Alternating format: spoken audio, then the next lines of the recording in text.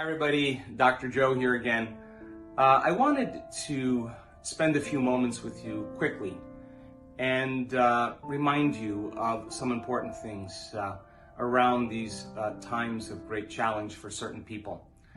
I want you to understand that all of the work you've been doing in your meditations, whether you're doing a walking meditation or a seated meditation, or you're overcoming yourself, or you practice connecting to that infinite field of potentials where you'll experience wholeness. These times in particular are the times that you've been preparing for in all the work that you've been doing. And now it's time to live this work. And it's time to step out of fear and separation because you're only suggestible to information equal to the emotions that you experience. And that's what programs the autonomic nervous system into a particular destiny. So when everybody else is experiencing fear, that's the time to experience courage or to maintain courage. When everybody else is in scarcity and lack, that is the time to give. And we have to be able to demonstrate what it looks like to this world, so more and more people are no longer controlled by their environment and the circumstances that are outside of them. So think about it. All of your work and dedication is for you to sustain some type of change independent of the conditions in your environment, to literally be greater than your body and to be able to sustain that change for a period of time. And many people during a time where they experience survival will experience separation. And we know what the stress hormones do in survival. And you have been trained very well to open your hearts and to go against that primitive nervous system that keeps us in our animal nature. So step out of the common, step out of the natural and the normal, and become supernatural and demonstrate what it is to be that to the world. So you give people an opportunity to do the same. We basically live in two states of mind. We live in survival, or we live in creation. Now, living in survival is living in stress. And stress is when your body's knocked out of homeostasis. Stress is when your body's knocked out of balance. The stress response is what your body innately does to return itself back to order. So you have different types of stressors. You have physical stress like injury, trauma, accidents, falls. You have chemical stress like vexes and blood sugar levels and hormones and hangovers. And then you have emotional stress, family tragedies, second mortgages, single parenting, finances. And every one of those things begin to knock the brain and body out of balance, because when we perceive a threat or a stress in our external world, we turn on a nervous system called the fight or flight nervous system, and we mobilize enormous amounts of energy to prepare us for some event in our external world. Now, the problem with that is that all organisms in nature can tolerate short-term stress.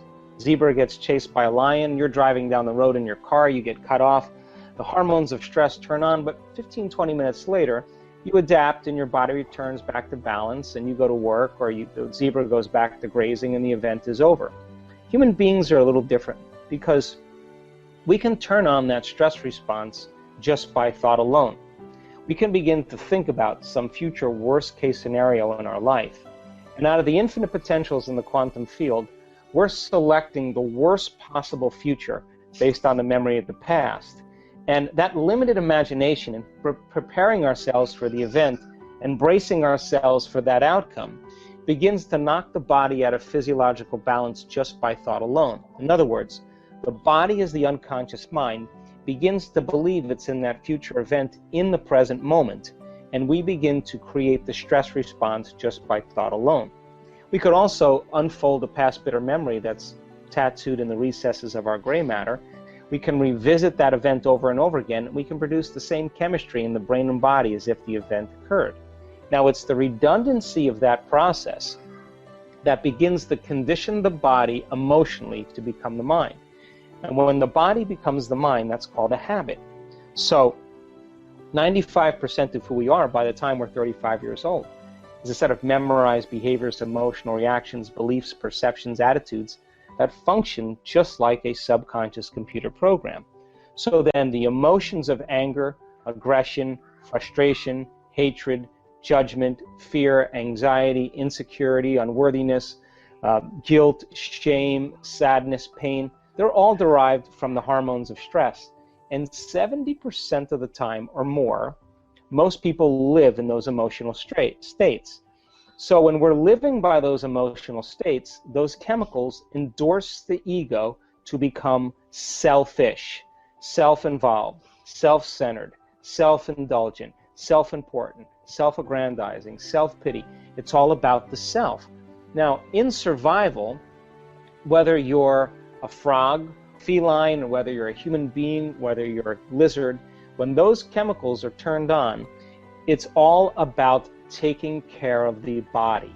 So then, the moment we turn on the stress response, if we turn on the stress response and we can't turn it off, now we're headed for disease, because no organism can tolerate living in emergency mode for extended periods of time.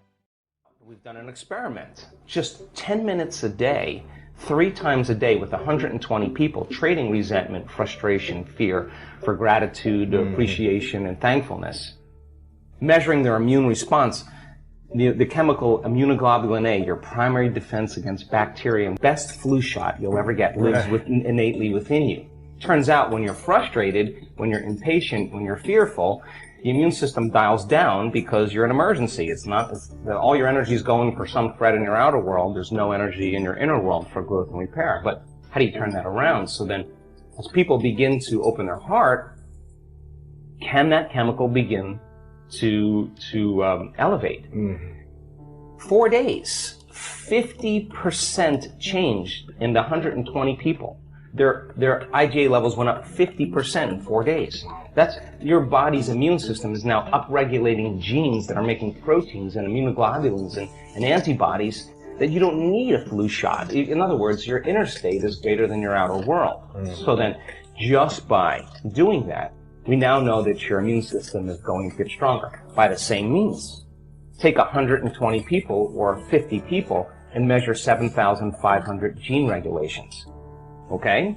In 4 days, 2 genes that suppress cancer growth and tumors are activated and upregulated. The genes that stimulate stem cells to go to damaged tissues and repair them, upregulated. The gene for oxidative balance is upregulated. Anti-cancer, anti-aging, anti-heart disease, anti-stroke, anti-neurodegenerative, anti-inflammatory, antimicrobial. Just the body's naturally doing this. The gene for neurogenesis, the growth of new neurons in response to novel experiences and learning. This is 4 days. The gene switches on.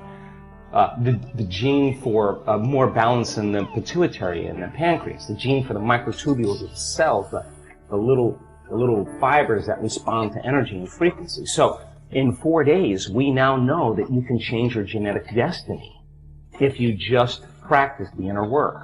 We have research to show that 60 days of meditation, 5 days a week, will lengthen your life. The telomeres, the little shoestrings on the end of your DNA, get longer.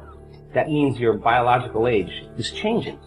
So we have the evidence now to show people what's possible. We have brain scans that are so outside of normal that when neuroscientists see them, they're blown away, because the amount of energy that's in the brain during this transcendental moment is hundreds of times outside of normal. Wow. I mean, you can't make your brain do that. Something is happening to you, and that person's having a transcendental moment. And we now know that we can predict it, and we now know that we can induce it.